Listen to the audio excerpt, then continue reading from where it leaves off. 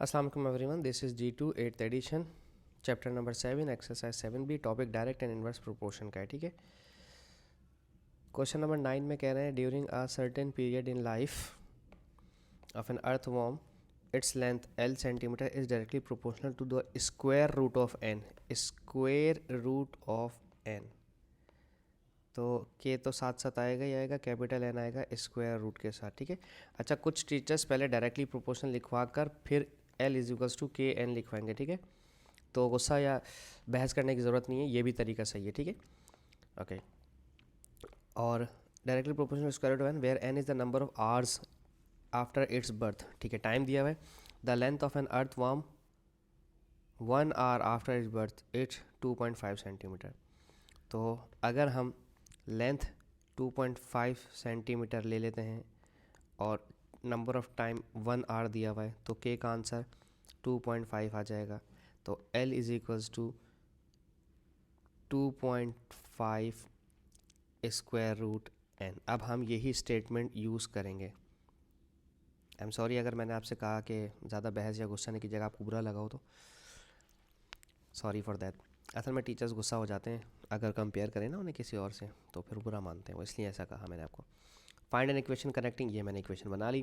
Find the length of an earthworm 4 hours after its birth. Okay, कुछ नहीं करना, सिर्फ यहाँ 4 आवर लिखना है आप लोगों ने। ठीक है। ऑप्शन नंबर 2 में L इज़ इक्वल्स टू, ये तो ऑप्शन नंबर 1 आ गया ना मेरा।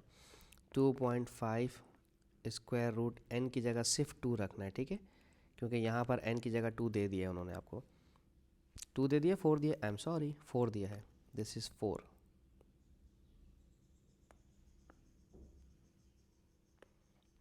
n इज़ इक्वल्स टू 4, तो आपने यहाँ पर 4 यूज़ करना है। तो 2.5 स्क्वायर रूट 4 का आंसर 2 होता है, विच इज़ 5 सेंटीमीटर। ये हमारा ये भी डन, ये भी डन। तीसरा है how long will it take for an earthworm to grow 15 centimetre. 15 centimetre के लिए कितना टाइम चाहिए इसको। तो L is equals to 2.5 square root capital N, और यहाँ पर L दिया हुआ है 15 सेंटीमीटर। ठीक है। तो L की जगह 15 यूज़ करें और 2.5 को यहाँ पे लाके डिवाइड करें और स्क्वायर रूट N यूज़ करना पड़ेगा। तो अगर विदाउट कैलकुलेटर की तरफ जाना चाहते हैं आप, एक ज़ीरो ऊपर बढ़ा दें और नीचे से पॉइंट ख़त्म कर दें, दोनों को 10 से मल्टीप्लाई करवा दिया मैंने। ठीक है। 25 ऑन द 25, 25 6 ज़ा 1 2 3 4 5 6 6 ज़ा होता है। ठीक है। तो स्क्वायर रूट 6 का आंसर, इधर भी स्क्वायर ले लें और इधर भी स्क्वायर ले लें, स्क्वायर इससे कट गया तो बच गया n, और ये हो गया 6 6 36। तो आपका आंसर आ गया 36 आवर्स के बाद वो काफ़ी टाइम ले लिया भाई इन्होंने ग्रो करने के लिए। ठीक है। 35 आवर्स के बाद वो इतने हो जाएंगे जो रिक्वायरमेंट उनकी है। ठीक है। ये हो गया क्वेश्चन नंबर 9 हमारा। अब हम देखते हैं इसका question number 10।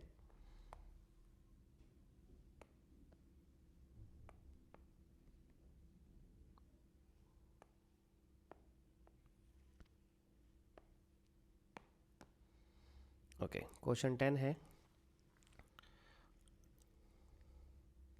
If y is directly proportional to the square of x। तो के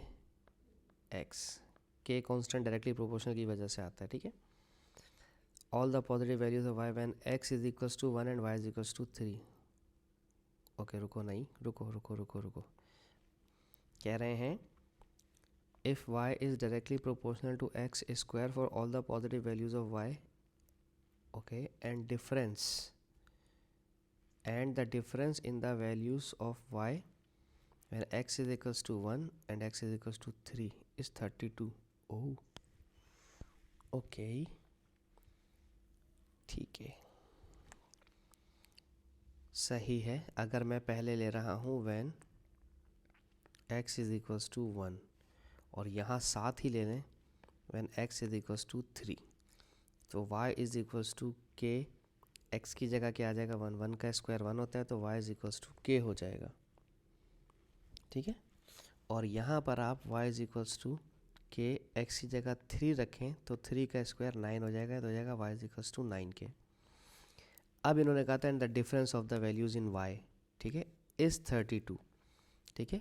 तो आप यहाँ लिख दें difference in values of y is 32। ठीक है। तो 9k वाली वैल्यू में से k माइनस करेंगे तो यहाँ पर 32 आ जाएगा। ये उन्होंने खुद कहा है कि स्टेटमेंट में कहा है, ऐसा होता नहीं। इस दफ़ा स्टेटमेंट में उन्होंने कहा है तो हम जैसा कहा है हम वैसे ही लेके चलेंगे। 9k में से k गया तो बचा 8k is equals to 32। 8 multiply कर रहे हैं, वहाँ जाकर करना है डिवाइड। 32/8, तो k की वैल्यू फाइंड आउट हो गई। 8 1 8 8 4 32।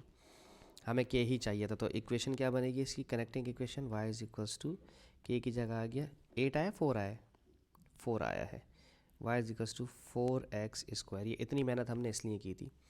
Find the value of y when x is equals to -2। ठीक है, तो रिक्वायर्ड कंडीशन क्या है हमारे पास,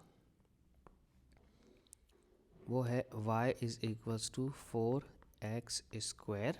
यही है, y is equals 4x square, और x की जगह -2 रखना है। ठीक है, x की जगह पर -2 प्लेस कर दें। y is equals to 4, x की जगह -2 का होल स्क्वायर। अगर आप देखें तो माइनस का स्क्वायर प्लस हो जाता है, और 2 का स्क्वायर 4, तो 4 4 जार 16। Simple y is equals to 16 आ जाएगा हमारे पास। ठीक है, ये हो गया हमारा क्वेश्चन नंबर 10 ख़त्म। अब देखते हैं इसका क्वेश्चन नंबर 11।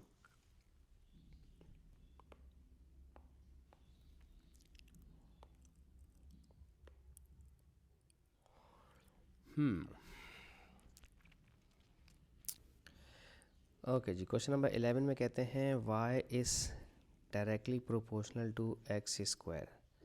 ठीक है, तो और y की जगह लिखना है a। ठीक है, तो हम y की जगह लिख देंगे a इज इक्वल्स टू के एक्स स्क्वायर। x चूँकि मल्टीप्लाई कर रहा है, वहाँ जाकर करेगा डिवाइड, तो a/x स्क्वायर। ठीक है, तो जो y की इक्वेशन बन जाएगी वो बन जाएगी y is equals to k की जगह हम लिखेंगे a/x स्क्वायर। ये k का आंसर आ गया हमारा। ठीक है, a/x square into x square. ठीक है, अब देखें बेसिकली तो ये एक्स स्क्वायर से कट के वही y is equals to a हो जाएगा। ठीक है, अब कहते हैं find an expression for y in terms of a में आंसर चाहिए when this value of x is double. ये वाली वैल्यू डबल होगी क्योंकि k की वैल्यू को तो अब आपने छेड़ना ही नहीं है, ये डबल करना है, तो इसको डबल कर देते हैं। y is equals to a/x square, और इसकी जगह आप x की जगह आप लिख दें 2x। ठीक है, डबल कर दें इसकी वैल्यू को, और इस पर स्क्वायर भी साथ साथ चलेगा, तो a/x स्क्वायर, तो ये हो जाएगा 2 का स्क्वायर 4, और ये हो जाएगा x स्क्वायर। ठीक है, तो x स्क्वायर अब इस x स्क्वायर से कट जाएगा, तो 4 और a मल्टीप्लाई हो जाएंगे 4a। y is equals to 4a। ठीक है जी, इसके साथ ही मेरी ये वीडियो ख़त्म होती है। होप्स आपको समझाने में कामयाब रहूँगा। Thank you so much for watching my channel. अल्लाह हाफिज़।